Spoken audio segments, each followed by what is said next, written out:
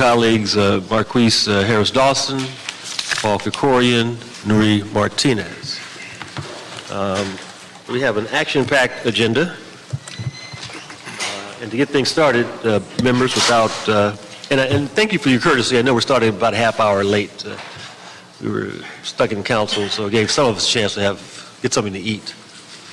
But members, without objection, I'd like to take items 3, 4, 5, and 6 on consent.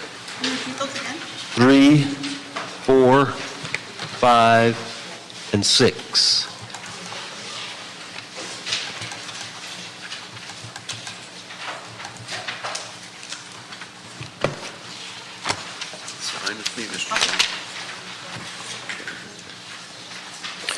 Okay, members, without objection, that will be the order.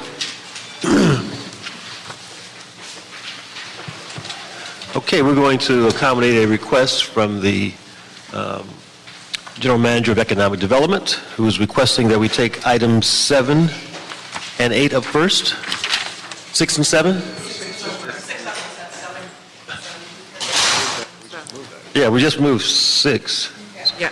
So 7? Okay. Did you want to report on 7? Yes. Item number 7 is a CRALA Bond Oversight Committee report relative to the Economic Workforce Development Department's proposed staffing and budget plan to manage the CRALA bond portfolio for fiscal year 2015-2016. Madam GM, the floor is yours. Okay, great. This is very exciting. It won't take long. So our original transmittal recommended an appropriation of a full amount of funding for a 10-year bond administration staffing plan, and the total was $6.8 million over the course of 10 years. EWDD's revised recommendations were approved by the Bond Oversight Committee on August 18 and requested appropriation for 1 year's worth of funding for EWDD and CAO staff costs. The CAO funding is to be counted against the 1% of taxable excess bond proceeds for bond administration as described in the bond expenditure agreement, and EWDD funding is to be counted against the 15% of taxable excess bond proceeds, again, as described in the bond expenditure agreement. These recommendations further instruct EWDD to include the status of funds for bond administration and planning by project areas, as in the former redevelopment project areas, and each semi-annual report to the Bond Oversight Committee would reflect that, and each transmittal regarding excess bond proceeds would enumerate the expenditures. We would also report to the Bond Oversight Committee at least 60 days prior to the end of the fiscal year on the department's administrative expenditures and implementation of its staffing plan, including any recommendations for revisions and a multi-year budget for future fiscal years. The staffing level approved by the Bond Oversight Committee is based on a basic level of work described for the Economic and Workforce Development Department in the bond governance structure, and that includes but should not be limited to accounting, evaluation of proposed expenditures, reporting to the BOC, Bond Oversight Committee, legislative monitoring of all proposed appropriations, review of bond covenants and tax-exempt status, bond spending plan adherence and compliance, and semi-annual and quarterly reporting, and a minimal level of project implementation.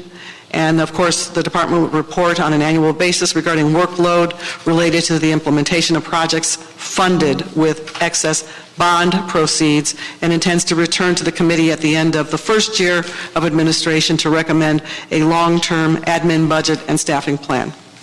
The increased appropriations as proposed, 590,000.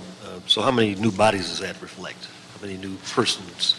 I don't have the breakdown here in front of me, but we had it by category. I can give you I can ask the staff if they have an actual numerical body count. Yeah, just curious how many, how much, you guys how much we can get for 590,000.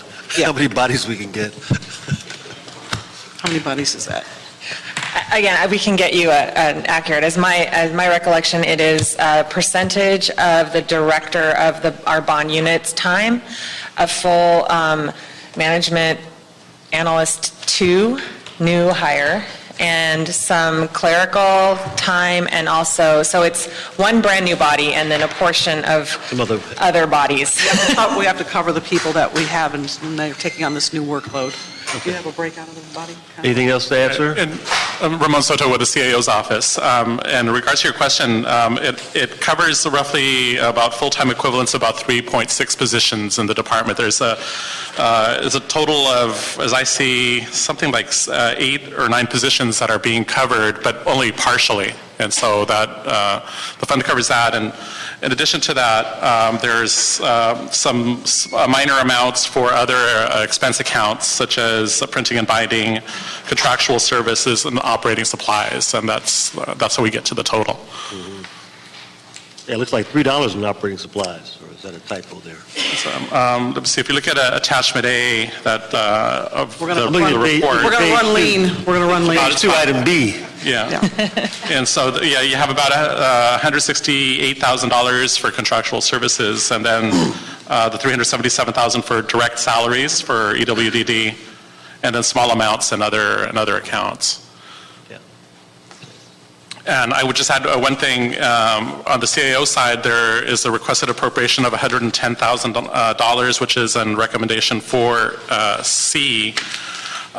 We need to reduce that a little bit to $77,877 because. So are we amending this report then? Or? We would ask that recommendation 4C, which includes an appropriation of $110,474 to the CAO's office, be reduced to $77,877 for the actual cost of the partial funding in this year's budget. Okay, members, any other questions or comments? Mr. Yes, Krikorian. Mr. Chairman, I'm still trying to understand the positions here. It's 3.6 FTEs essentially, but are you requesting additional position authority, or is this just going to be funding for positions that The already department is not requesting additional positions at this time. But it would cover the costs of what resources are expected to be utilized for this program this fiscal year. Since we're a grant-funded department, our challenge is always to cover our admin costs. Exactly. Yeah. And that's, since this is essentially one-time money, that was my concern if we're bringing in new people. No. Okay. I think that was it. The CAO supports this? Yes, we do. Okay, great. Thank you. Okay, any other questions, members? Then without objection, we will adopt the report as amended. Thank you. Thank you. Thank you. Okie dokie.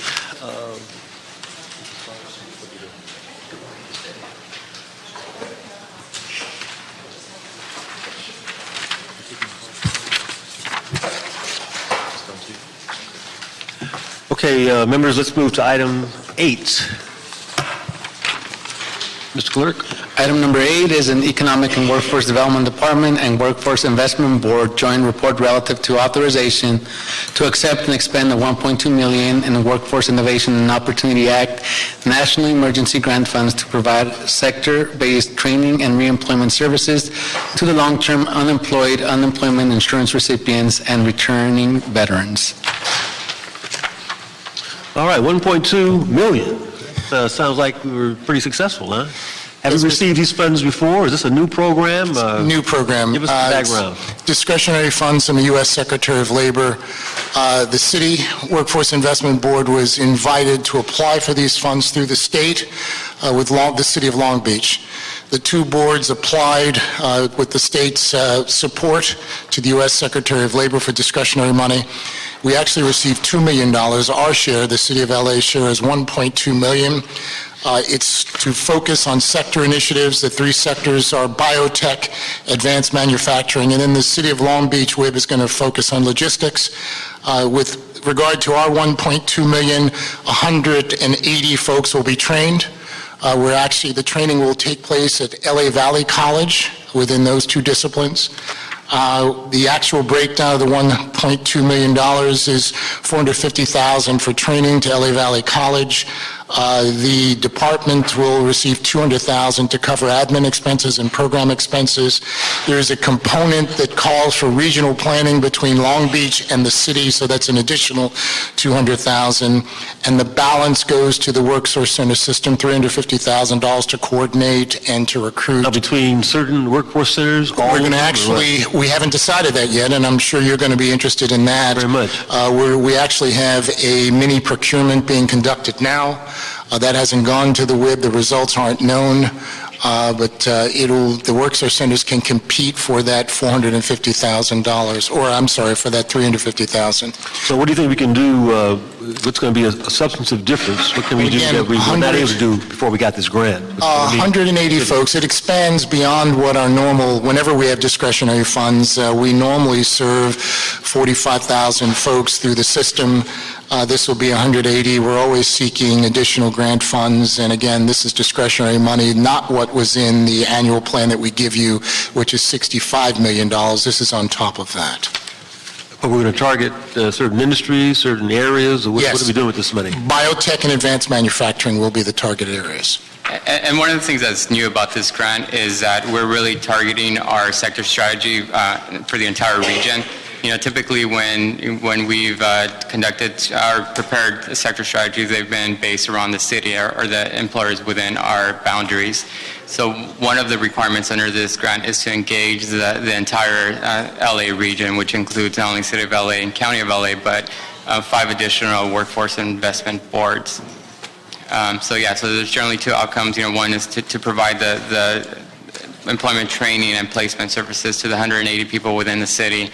But, you know, bigger, you know, the outcome is developing that regional strategy around those 3 sectors. This is a 2-year grant, or what's the term? of Yes. this? Yes. Okay. Members, any questions? You had me in LA Valley College. That's all I need to know. There was a method to my madness. Okay, without objection, we will accept the recommendations of EWDD and the WIB report. What's next before us? Okay, item 1. Item number 1 is a communication from the Los Angeles Department of Convention and Tourism Development relative to a white paper regarding the proposed expansion and modernization of the Los Angeles Convention Center. Mr. Overham? Mr. Chairman, The floor is yours, sir. Thank you very much, Mr. Member of the Commission. I'm Bud Overham, Executive Director of your Convention and Tourism Development Department. Thank you again for allowing me to come and keep you posted on how things are going with our proposed expansion and modernization.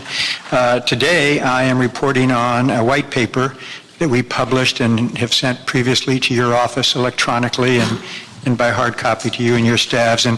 And we're not here today for any action items. We just wanted to take a few moments to walk through this white paper and to answer any questions you might have about it before it does come to you as an action item.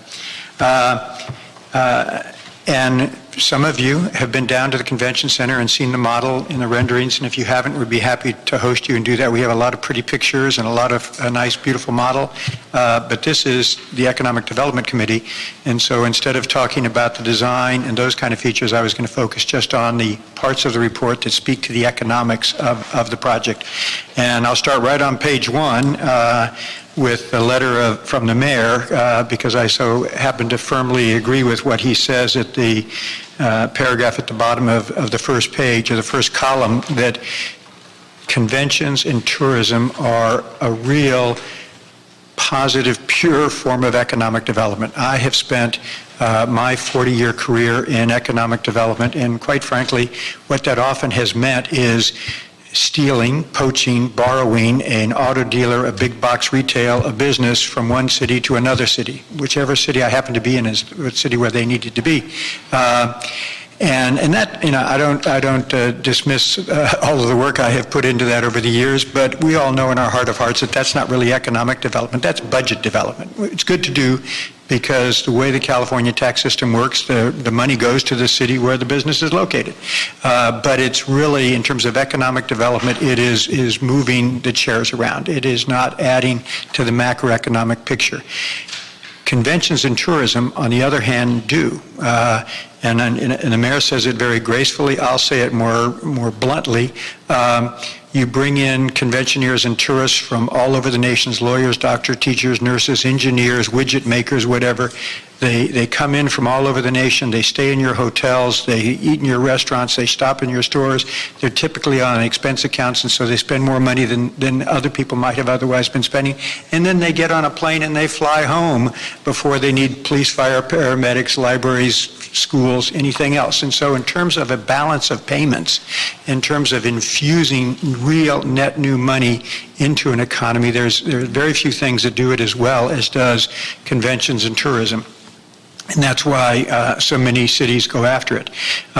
Pages 2 and 3 speak to the very competitive world that we're in. Most city services are monopolies.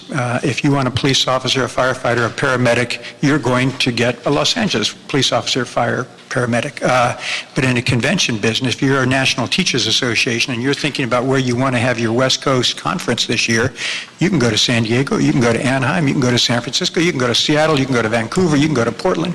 You have a lot of choices. And so we are a unique city service that we really have to be out there and be competitive in the business, because people can just pass us by if they want to.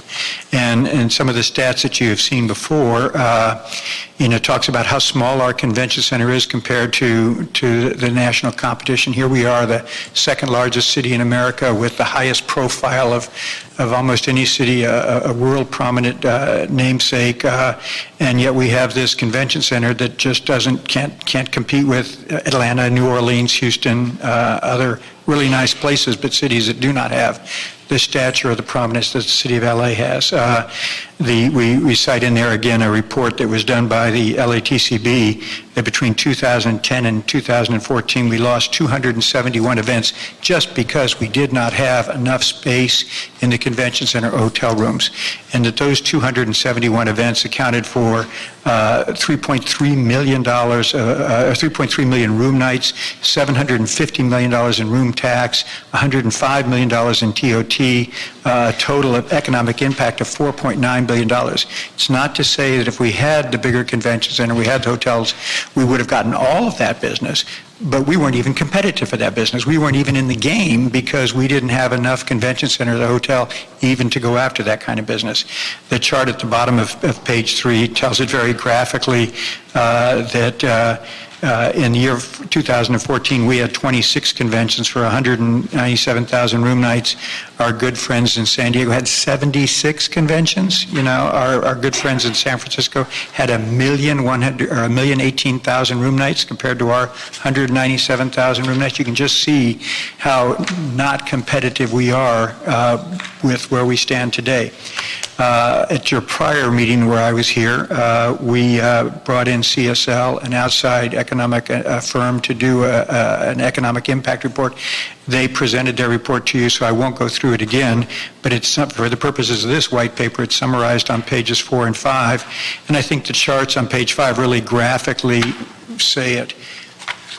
In this world, you don't get the opportunity to stay status quo, to say 1987 was a great year, I want to stay there. Every year you're getting better, or every year you're falling behind. And so is middle tier, as this convention center is now, we don't really get the option of saying we want to stay middle tier. Because as we speak, the San Francisco Convention Center is under construction for expansion. The Anaheim Convention Center is under construction for expansion. The San Diego Convention Center has a marvelous design, really one of the best designs I've ever seen for a convention center. Fortunately or unfortunately, how you look at it, they are bogged down in legal and political problems, and so theirs isn't moving forward, but they'll someday resolve their legal and political problems and move forward.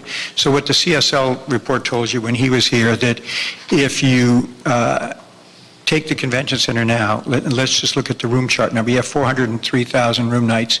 If you do the convention center expansion, you can grow up to 536,000 room nights. But if you do nothing, you'll drop to 345,000 room nights, because if we do nothing while everybody else is doing something, we will fall even further behind. So I think that was the real thrust of that report. Pages 6 and 7 talk about the direct revenues that we will receive, going from $13 million to $18 million. But we also, talk in there about jobs, because, we have a handsome authority there on page 7 who says that we need a convention center equivalent to the city that we have. And I know that jobs are very important to all of you.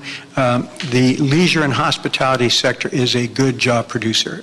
If you look at the chart there, you can see that it did take a dip in the recession like everybody else did, but it went down less than other sectors and grew back faster than other sectors. So leisure and hospitality sector jobs are not the highest paying jobs, but they are very commensurate with the workforce we have and provide a lot of good jobs to people who need those jobs.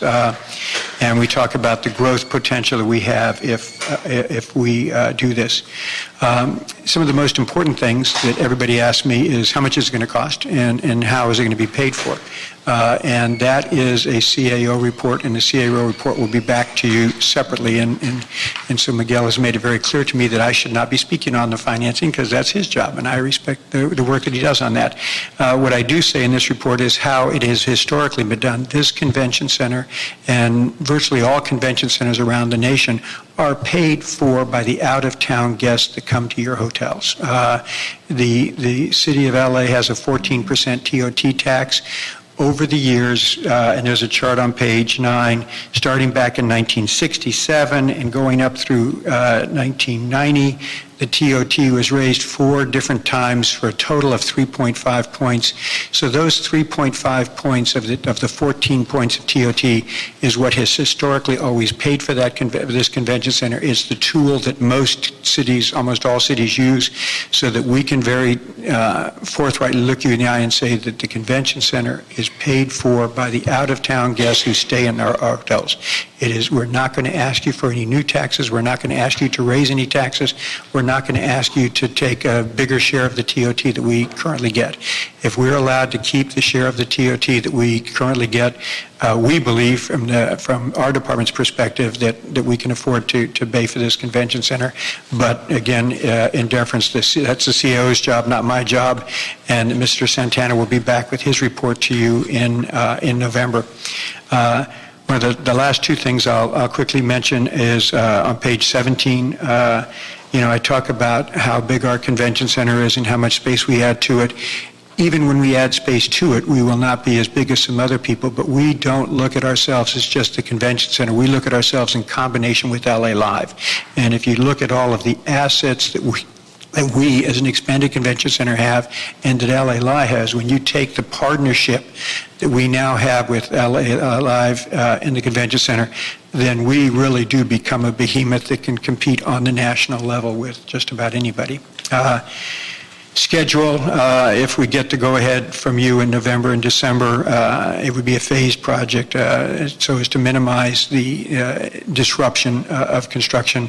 First phase being completed in 2019, second phase being completed in 2020. But the last economic point I wanted to hit on is we've mentioned so many times that this convention center is not as economically viable as it could be because, one, the convention center is too small, but equally and maybe even more important is because we do not have enough hotel rooms surrounding it. This chart you've seen before, so I won't belabor it. On page 8, it talks about San Francisco having 19,000 hotel rooms within walking distance, Anaheim 11,000, San Diego 9,000 hotel rooms, and here we are way down there at 3,000 hotel rooms. So the lack of a modern convention center and the lack of hotels is really what's been driving us down.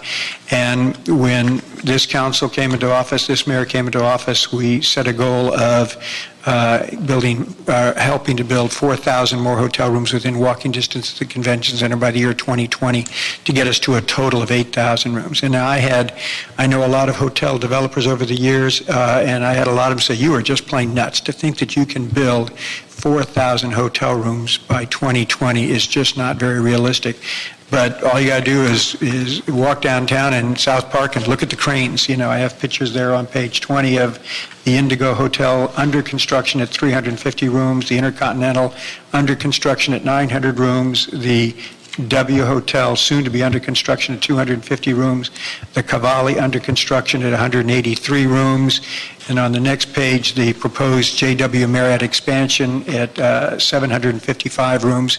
At 755 rooms, that would make the JW Marriott the second largest hotel in the state, the largest hotel in Southern California. The only hotel that's larger is the San Francisco Hilton at 1,909 rooms. So the JW Marriott at 1,633 would be the largest hotel in LA County and the largest hotel in all of Southern California, larger than any hotel in San Diego. So we look at the chart on page 23. We talk about the hotel growth because it's not just Chamber of Commerce hyperbole. These are real, within our reach, things that we can accomplish. That we had 2,597 rooms on July 1st of 2013 when Mayor Garcetti came into office.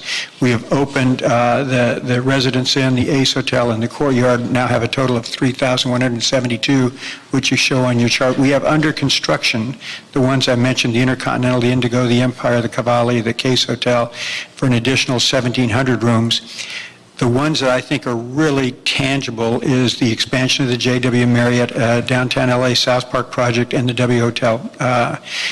You take all of those together, that takes us to 6,000 rooms. So we're only 2,000 rooms away from our goal of 8,000 rooms, and we have, in the last category there is opportunity charts, opportunity sites. We have the ability to do 1,000 rooms just on our own site. So if we're only missing 2,000 to get to our goal, we can control our own destiny by doing 1,000 rooms on our own site. And we have the ability to do more hotels on our own site if that was the desire of the council. So that's where we are. We just wanted to give you this white paper, answer any questions that you have. Real decision time comes in November. The CAO will be back with his financing plan, and the Bureau of Engineering will be back with their proposed contract with Populous. Thank you. You don't mention the reef, or do you here? No, I don't mention the reef, and I think the reef is... They're talking about a hotel.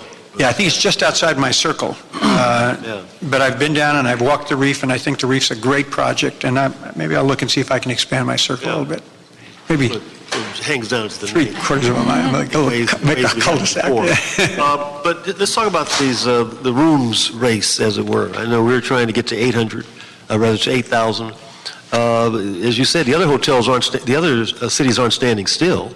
Yeah. So are we seeing the same kind of hotel growth in San Francisco and San Diego? I mean, are they sort of plateauing out? Yeah, I think that, fortunately for us, I think they are kind of plateauing out. San Francisco is a very dense city. There's hardly any room to build anything left in San Francisco. San Francisco is a very dense city, so I think even San Diego has sort of maxed out in that core within half-mile walking distance. So when they have big projects like big conventions like Comic-Con, they go out to Mission Valley and Mission Bay, but in the downtown core, they're pretty maxed out too, and they're in the middle of a fight about, gee, should we have a bigger convention center or a football stadium? And they've got to figure out those things. So I think we have the potential, much more potential for growth than they have, just because we haven't had the hotel development. I mean, think about downtown LA kind of ended at 9th Street just 10 years ago. So much of it was parking lots. So we're still in the process of converting parking lots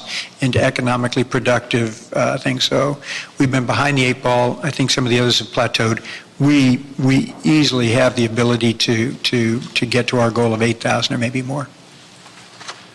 And can you give us sort of an update again on the design process, where we are on that in terms of yes, when decision points coming up that everything is going to be involved in? That's going very well. As you recall, when you granted AEG a 6-month extension, they paid $750,000 for that 6-month extension. We took that $750,000, used $600,000 of it to pay 3 firms $200,000 apiece to do the design competition, and then you selected Populous as the winner of that design competition. And you did that on June 30, and that'll come back to you in November. We have been meeting with Populous to define the scope of work. Remember that because we paid for those designs, we had the ability to take the best ideas from each of them and mix and match and make the best hotel. Everybody's happy with the design we have. We're happy with the working relationship we're developing with Populous. There have been some discussions about, a two-hall solution and whether we have contiguous space and how effective that open air ballroom will be. Do we need to baffle it for wind or for sound? So those discussions, Populous is a very qualified firm, and we are having discussions about that. So when we come back to you in November, we'll have a scope of work that outlines all of the things that we've refined between June 30 and November. Well, again, we recognize that tourism certainly is an important component in the toolbox of economic development. And so we appreciate the unique role that the Convention Center is playing in making this happen. Members, any questions or comments, observations? Mr. Krikorian. Thank you, Mr. Chairman. Mr. Overham, obviously, I think you and your staff are doing a terrific job at the Convention Center, but I think it's even beyond your ability to deliver that much snow and make that the view of, you can do it, we should make a GM of Thank you very much. We will work, we'll give it our best shot. So you mentioned contiguous space, you mentioned inadequate hotel stock. Contiguous space has been kind of a fluid issue as a barrier to citywide events. A few years ago, that was the only thing we heard. When the AG proposal was before us, all we kept hearing is just not enough contiguous space because you have two halls and so we're not competitive. Now we're hearing, well, contiguous space, not so much an issue with modern conventions and so on. Hotel space, clearly we don't compete. So there's a number of areas that have been raised as barriers to attracting the big national conventions where we clearly are not competitive. And I guess my question is, because I fully agree with your premise that these big conventions are such a driver of job creation and revenues and really something we should seek, but do we have anything other than really sort of anecdotal evidence and gut instincts about why we're not getting them? Because if those were the barrier, like contiguous space was the barrier, now it's not so much the barrier anymore. So I guess where I'm going is, even if we, are there national surveys of the decision makers who decide where to site conventions, for example, that rank in priority order what they're looking for, so that we know that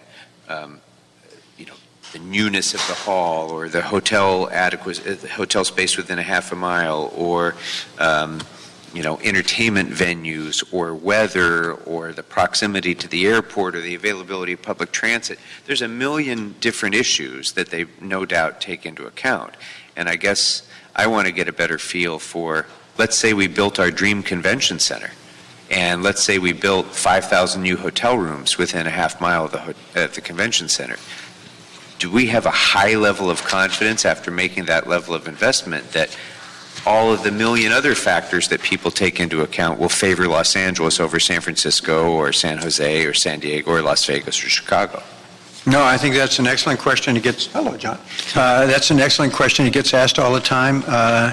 There's a book out that I read the day it came out called Convention Center Follies, where a lot of cities, primarily second-tier cities, acted on the belief that if you build it, they will come. Same with football stadiums. Same with football stadiums, and I won't name the cities. The book names the cities, but a lot of cities have been duped into that. If you build it, they will come, and then they don't come. We have a couple of things. Several things, actually. We have the Csl Report, which is, and there were other aspects of the Csl Report, where they do break it down and talk about what's really important to you. The big ones have been for us, amount of space, and hotel rooms. But they will cite weather, they will cite traffic, they will cite different things that you can go to. What you really have to do is have also a wide variety of things that people can do in addition to being there. If you go to San Diego, you're probably going to go to the zoo and you're probably going to go to Balboa Park. Go to San Francisco, you got a lot to do. You go to Anaheim, you got Disneyland. We are building that inventory too. The Broad Museum just opened up. Harry Potter's well under construction. That's going to be the biggest. That's going to be a much bigger impact on tourism than the convention center. So all of those things come into factor, and I can give you their study that breaks down of how important weather is, how much people still perceive us as having crime or lack of transit, and all of these things. We also have 2 advisory boards. The LATCB has a customer advisory board. The LACC has a customer advisory board. And these are made up of show owners, show managers who book conventions all over the nation, and we sit down with them page by page on the plans. What do you like about this? What do you don't like about that? So we're not just talking to ourselves. We are talking to the convention, the show owners and the show managers from the conventions all over the nations, and we have them from the engineers and the stuff. Now, let me go back to your point on contiguous space. Everybody would still agree that contiguous space is better. Nobody has changed their minds on that. Contiguous space is better. Our contiguous space happens to have a very big arterial street going right through the middle of it. And then you have to weigh the cost benefit of how much you're willing to spend to build over that street versus how close can you get the buildings and provide connectivity. So this space is not contiguous to the hall, but if I open those doors, the hall's right there. So we are still filling the void between South Hall and West Hall, that whole big expanse between over Pico. We're pulling those as close together as we can, and then we're building a very fluid connector between them so that you'll be able to stand at the southerly end of South Hall and walk straight through to the northerly end of West Hall. You will be able to do that. Somewhere along the lay, you'll hardly notice it will dip by 5 feet. Some places, the corridor, it might not be quite as wide, it might not be quite as tall, but you will have a contiguous experience from one end of the building to the other end of the building. That is still very important to us. Just to add to what the general manager said, the CSL reports that you have had, both the ones back, 3-4 years ago that initiated the Plan B process, as well as the most recent CSL report, part of their methodology is to talk to national event convention managers, and to survey them and to extract the data and useful information to help them. So exactly as you suggested and posited, that is the work that CSL has been doing for us, and the findings have been consistent with the independent surveys that the Tourism Board and the Convention Center have been doing as well. So we've been testing these questions in lots of different ways, and in the CSL report that you had the other day that Bud mentioned, for example, San Diego, 74 conventions, and we're asking, why are they getting 74 conventions? Our center is bigger than theirs today. So it's not just space. Exactly. Right? And so the general manager had a meeting the other day with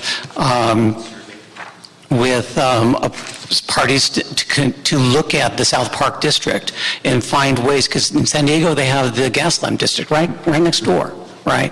So maybe there's something about the experience in addition that we need to look at. And so the general manager is working on that question as well. So we're trying, as a team, you have your CLA, your CAO, your convention department, your tourism board, looking at and testing each of these different pieces to try and move each of them along so you get to where you need to be. Let me add just one more thing, because John's so correct on that. We're also putting a lot of emphasis. Walking distance, just like contiguous space is always better, walking distance is also always better. But we also want to put a lot of emphasis on transit, what we're calling transit-oriented tourism, like you have transit-oriented development. I want people to be able to walk out of the convention center, jump on the red line and go to Harry Potter, go to Hollywood, go to the W Hotel, go to Hollywood and Highland. And we can do that with transit. Every transit line that we have in the city passes within 4 blocks of the LA Convention Center. So in addition to creating a better environment around us, people have to have that impulse walking environment. Boy, this city can do so much with transit-oriented tourism and making access to all of these other things. If I could get some, real detail on those survey kind of results, it would be really helpful. Be happy to get that for you. Thank you. Members, any other questions? Okay, we're going to receive and file, or note and file, item 1. Okay, our last item is item 2, Mr. Clerk. Item number 2 is a CAO report relative to a request for authority to issue up to $330 million MECLA taxable lease revenue refunding bonds and authority to negotiate and execute a letter of credit to create a $110 million MECLA lease revenue commercial paper note program to provide financing for capital improvements to the Los Angeles Convention Center. Okay, we've got 2 cards. This item is last, but certainly not least. And so let me call up Ray Bishop and Cheryl Turner, both commissioners, with a unique perspective.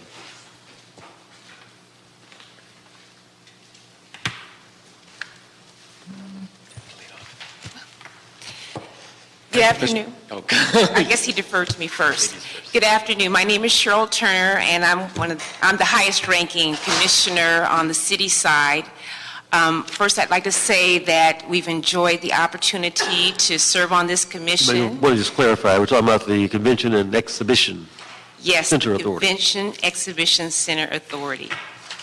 Yes, we've enjoyed the opportunity to be of service on that commission. We understand that there is a possibility with the new financing structure as it's presently presented that it might result in the dissolution of our commission, which is a disappointment to us. But we are very happy that the city is being presented with a new alternative in financing. Anytime you have flexibility in financing, that's always a great thing. We would just ask that something that it doesn't look like has been proposed, that we be involved in the wrap-up, in a clean and professional wrap-up of the business of our commission. Our commission some time ago initially issued the bonds, and it's my understanding they're going to be paid off. So we'd like to oversee that, as the commission and ensure that that's done on behalf of the citizens of Los Angeles. And again, thank you. And I look forward to being of service to you in some other capacity. Thank you. Okay, thank you for your comments, and thank you for your service on this commission. Mr. Bishop. Yes, my name is Ray Bishop, and I think I've known many of you for a long time. It was just a year ago that you approved my appointment to the Convention Center. And I can tell you that this has been a real great experience for me. Since the time that I got back from Vietnam, I've been an activist and working in the community in various capacities. I've been a commissioner under 4 mayors since Mayor Bradley. But, the main thing for me is that I was just notified from the mayor's office on Friday that this change was taking place. It is very important to me that our city respect the volunteers who are dedicated and serve on our commissions and empower those people as community leaders, as representatives of people within our community, so that we are included when the commission that we've worked on for so long and the dedicated work of all of our commissioners, suddenly we find ourselves with a rug kind of pulled out from under us without any knowledge of what has taken place. So the important thing is that I'd like you to know that our commission has been very active in reviewing the changes to the Convention Center. We talk about the things that bring people here. It's our weather is number one, our people, and also the mobility that we provide through access, mobile sidewalks, easy access, moving sidewalks, easy access to the surrounding area, to the downtown, and as a part of the overall redesign and modernization of our community, especially Los Angeles, as we look at other areas and how it ties in with us. I believe that our authority has been really a great resource for you and our city as working together and coming up with ideas to help work with Bud Overham. He's been a great leader. He's provided us great guidance, and that one of the responsibilities of our authority has been fiscal oversight. and responsibility. And I've read these things, but it hasn't really functioned as it should. One thing, if we are to be dissolved, I think that the authority should be permitted to review this process. I received the papers, I think there were 70 emailed. We had trouble getting them to us because there was so many, just Friday. I haven't read everything, but I take my responsibilities that you've given to me very seriously, and I like to feel that whatever I do is meaningful and it's something that contributes to a better city. So thank you very much for allowing me to speak before you. Thank you. Let me thank again you, Commissioner Bishop and Commissioner Turner, for your service, and that of the other 10 members of this City-County Commission Joint Powers Agreement. You've done some great work. The Commission's done some great work over the years, and although you both have only been on, I think a little less than 18 months, I think you've made some real important contributions, and I hope that the city does benefit from your wisdom as this effort winds down and you have an opportunity for continued input as the new structure goes into place. Thank you, Mr. Chairman. I do hope the committee would ask the CAO's office to allow our commission to review the documents and at least give some feedback to you to show that, these people are empowered to at least give good advice to you and help in our role as commissioners. Okay. Again, we thank you for your service. Let's get the CAO up to give us an update on this new and improved financing structure that's being proposed, the elimination of the Convention and Exhibit Center Authority, and how we're going to move forward and why it's going to be better. Good afternoon. Pa To from the CAO office. This report requests the issuance of up to $330 million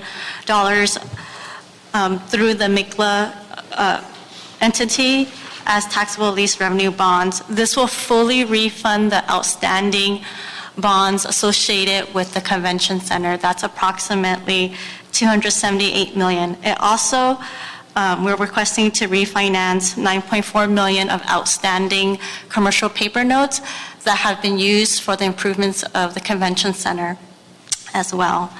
The second transaction is the creation of a commercial paper program for convention center. In 2014-15, council had instructed us to create a program. We are now ready to ask for authority to negotiate and execute a contract with a bank to provide a letter of credit to support the program. The letter of credit will be for $110 million. These two transactions are aimed to provide the most financial and operational flexibility at the lowest cost of borrowing for the convention center.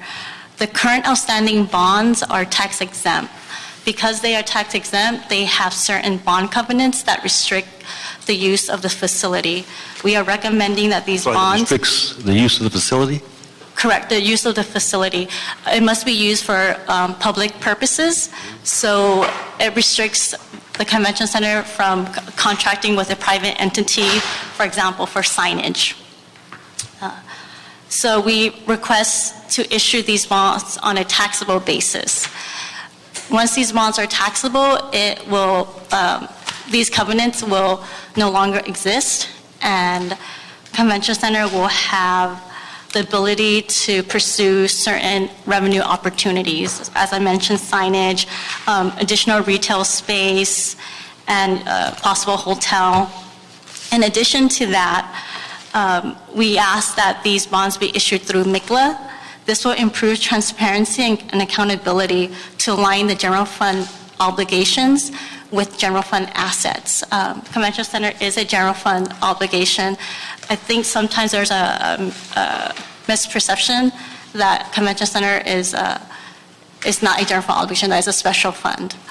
And by putting it under one bond program under MICLA, it would provide that transparency to the general public and to all stakeholders. In addition, this refunding will generate a cash flow savings of about $11.7 million. The second transaction, the creation of... Dollar savings? Excuse Total me? dollar savings, The cash flow $11 million? savings, $11.7 million. Estimated. It's subject to change based on market conditions at the time of issuance. The second transaction is to create a commercial paper program. This will allow the city to have quicker access to the market to borrow funds as needed. And in anticipation of a possible expansion, this will allow the city to use the program as an interim financing tool versus issuing, if we need to issue bonds upfront and incurring interest costs at the very beginning. This helps reduce interest costs. To proceed with these two transactions, the mayor and council will need to approve 2 resolutions and various bond documents. In addition, 4 ordinances will also need to be adopted. There are 2 fund ordinances to set up special funds for accounting purposes, and 2 lease ordinances because these are lease revenue bonds. In addition to that, as part of a refunding, we always examine existing special funds related to the bonds, and we determine if any of the unspent funds can go towards the refunding. We've identified about $6.9 million in city-held funds that can be applied towards the refunding. In addition, there are funds held by the trustee that we've also identified, and that's about $12 million that can go towards the refunding. By moving these monies to the escrow account for the refunding, it helps reduce the amount that we need to borrow, and this is where we generate the cash flow savings of $11.7 million. Thank you, ladies, for the presentation. Explain the annual general fund obligation as it stands with the current bonds and as it's going to stand with this new issuance. Can you give us a little focus on that? The general fund obligation. So currently, our general fund obligation, we make lease payments on an annual basis, and for the existing bonds, they go out to 2025. In total, our lease payment would be $332 million. When we do the refunding, we expect that the bonds will go out to 2023, and the total lease payments would be $321 million. And that's a difference of 11.7 of the cash flow savings. Okay. So what's the impact going to be? I'm sorry, going to continue? You had asked what we meant by general fund obligation. Yeah. What that means is that, Natalie Brill at the CL's office, what that means is the general fund pays the debt service. So when the convention center was first built, the general fund was paying for the lease payments that we pay. So it's considered a general fund asset. It's part of our general fund rating. So when we talk about the rating of the general fund, the convention center is rated A+. It's 2 to 3 notches below our general rating because it is a lease, meaning that the convention center is the asset behind the debt. As you've heard us say time and time again, the city is limited on how it can issue bonds. Most bonds have to be approved by the voters. The only way really that we have to issue debt, to borrow money for capital projects is through leases. So we actually sign a lease document through a financing authority, and the financing authority actually issues the bonds. So we're actually making a lease payment through a trustee to the bondholders. That's a little bit of the structure, but it is the general fund that pays the debt service. That's the current. It's for all of our lease programs, for MICLA as well as the Convention Center Authority. They are leases. So we've heard some sadness expressed, at least by 2 commissioners, about dissolving the Convention and Exhibition Center Authority. What's going to be the impact in terms of our financing, refinancing? And just refresh our memory again as to what the duties of the authority were up to this point. So in 1968, which I wasn't here, the city decided to build a convention center. At the time, it looked at property and it found the property where it is today, and through the help of the CRA helped us buy the property and conveyed it to the city. but the city wasn't able to issue bonds. So it set up a financing authority through a joint powers agreement as allowed by state law. And we set up a commission that was 10 commissioners appointed by the mayor and council, appointed by the mayor, conferred by the council, and 5 commissioners appointed by the board of supervisors, which set up the JPA. During that time period, we issued bonds in the 1968-70, we issued in the 70s, we issued in the 80s, we issued in the 90s. The role of the commission, of the authority, the JPA, was to help with the financing of these leases. During that time, the commission was involved with the expansion in the 90s. In 1998, the decision was made to build Staples, and we issued taxable debt for Staples because we were using it for non-public use, right? We're using it for a sports arena. That's really not a public use. And the commission approved that in 1998. In 2008, in 2004, we did another refunding for the convention center, and again, that was approved by the commission itself. And in 2008, the market fell apart on us, and we had to issue the bonds that we're refunding today. When you look at the structure of the JPA, its general role is to issue the lease revenue bonds for the city, and looking at what's going on at the convention center. We looked at the different structures the city has, and because of the unknown factors will happen with the expansion, and all our other general fund assets are lined up with the MICLA program, which was set up in 1984, we thought it would give the city council more flexibility to have it through the MICLA board. That is our recommendation. As far as the JPA itself, the JPA was created on the instrument of the state, and it's very clear from the bylaws of the JPA that the convention center authority would cease to exist 3 years after the last bond payment was made, which would have been, I believe, in 25. So according to the documents, the authority would cease to exist in 2027. It also, the other part of another section of the authority speaks to the fact that as soon as all the bonds are paid off, the authority would dissolve. That's what would happen. When the bonds were refunded through another financing authority, which would be MICLA, the authority would be dissolved. It would no longer be necessary because no bonds were outstanding. The city attorney has reached out to the county, and I believe so has the council, to let them know that what our plans are with the authority. Now, why was there folks going from the county? Was there some county land involved in this? Or no, but to set up a JPA, you have to have 2 separate agencies. So the city and the county got together. One of the most interesting sections of the JPA documents is that the county doesn't give any money to her. This is an entire 100% general fund commitment by the city. And it's actually written, one of the sections says, the county in no sense would ever give any money to the city for the convention center. You know, some of us would find that a little offensive, but that's the way the documents were written in 1968. Well, it specifically said that the county will not give money. Yes. Because it was that they were doing it, to help the city out, a mechanism to issue bonds, and it was a general fund obligation to pay those bonds. So if anything were to happen, and for some reason, we didn't have enough revenue from the convention center to pay, or enough TOT, or whatever, the general fund is stepping in and paying $48 million a year in debt service. So this is a large obligation of the general fund.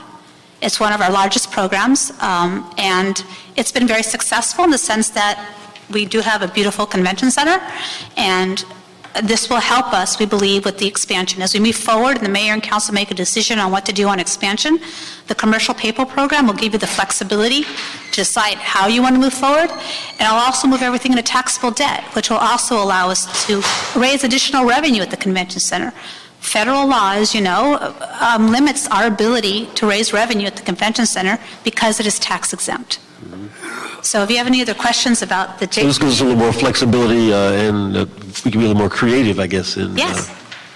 I mean, we get a lot of good ideas from our current, we have a current manager at the convention center, AG Facilities, and unfortunately a lot of the things we cannot do because it is in tax exempt debt. And we believe that because rates are so low, that to issue taxable debt we can not only issue the taxable debt, but also because we're putting money into the deal, we can shorten the debt by 2 years. So that will really help us on the general fund side too, on the cash flow savings. I don't know if... Here to add anything? No, I just wanted to, Kimberly Mira from the City Attorney's Office, 2 points I just wanted to add. Not only does the city fund the JPA, the city staffs it. The city attorney staffs it, CLA staffs it, the county has no personnel. I did reach out to the county. They agreed with our analysis that once the bonds are paid off along with interest, that the JPA shall terminate. It's a mandatory provision in the contract. So when do you anticipate that this payment will actually be made? When's it going to be effective? Well, we're hoping, if all things go well, and we can get to market at the beginning of November, we hope to transfer all the leases from the authority to MICLA and close the deal on November 19th. So by November 20th, the authority would be dissolved. I think that's what the conclusion of bond counsel and city attorney was. So as soon as the deal closes, as soon as the leases are recorded, that they would be dissolved. Okay. Mr. Vice Chair, any questions? Thank you, Mr. Chairman. This flexibility problem has frustrated me for many years, as you know. Me too. So this is, I think, long overdue. But that's part of my question. What changed? Why are we doing this now, and why didn't we do this 5 years ago? Is it just because of the change in rates and the difference between taxable and non-taxable? That's part of it. I think the other is really has to do with several years ago, we went through this whole process of changing the governance structure of the convention center. When we went from an advisory commission to an authoritative commission. We centralized everything under the new commission and tourism department, where they actually control the contract for the Visitors Bureau as well as the management of the convention center. We have a new booking policy. And I think those three components, and with the addition of the management, with the private management, all of a sudden there was all these ideas that they had. The contractor manages convention centers all over the world. They do things that we don't do here. And, about once a week or once every 2 weeks, I would get an email from the department saying, can we do X? And I had to be the naysayer and the downer Debbie and say, no, you can't do that because tax law doesn't allow you to. And so, last year when we asked for the commercial paper program to be approved, we started looking at, rates are really low. What would happen if we moved everything from tax exempt to taxable? And lo and behold, rates are so low that even with all the, indecision by the Federal Reserve, we still believe that we can do it and still save the general fund some money and give us the opportunity to do more creative things at the convention center. Great. Every time there's a proposal to move anything into MICLA or to pay for anything with MICLA, the CAO rightfully reminds us, though, of the limitations on our ability to borrow and what impact that has on the general fund. Right. I'm assuming that that's not an issue here because we have a current general fund obligation Correct. For debt service, which is being replaced by another general fund obligation for debt service, which is cheaper. Correct. Is that So basically, we're moving from the authority to MICLA, but when you look at our debt, our debt portfolio, that's already included. So, we predicted a 4.46% at a 6% limit on our general fund debt. That's already part of that. So it should have a favorable impact on our creditworthiness and on our general fund obligation. Correct. One thing to note, we also request to refinance $9.4 million of outstanding commercial paper. That is considered new money and not necessarily a refunding, so it hasn't been, it's not included as part of the debt capacity, but that will only have a minimal effect to the city's debt capacity for non-voter approved debt. Still well under the 6% limit. Mm-hmm. Okay. Other questions? No, thank you, but I'm going to remember that $9.4 million is not considered significant. We apologize. I'm going to remember that every single time I want to buy something from them. We get a very tainted when we're talking about deals that are, 300 million. We don't mean to, Yeah, budget dust sometimes called, huh? Yeah. It's not really dust. Mr. Dawson, any questions at this point? Okay, ladies, again, thank you for the presentation. We will approve the CAO's recommendations. Correct. And invite the CAO to utilize the interests and the talents of the outgoing authority members who have an interest in helping to wrap up and help the program move forward. So Thank you. It's pretty exciting. All right, thank you. Thank you. Good work. Mr. Clerk, is there anything else? No, sir. For us at this time? Members?